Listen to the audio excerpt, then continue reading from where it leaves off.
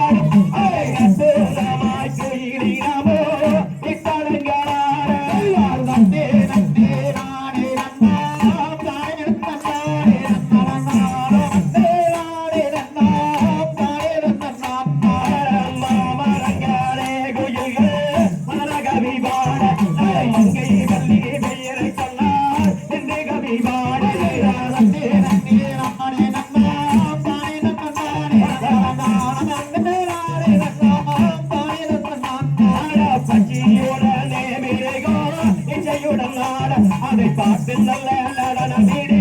பையனிகள் கூட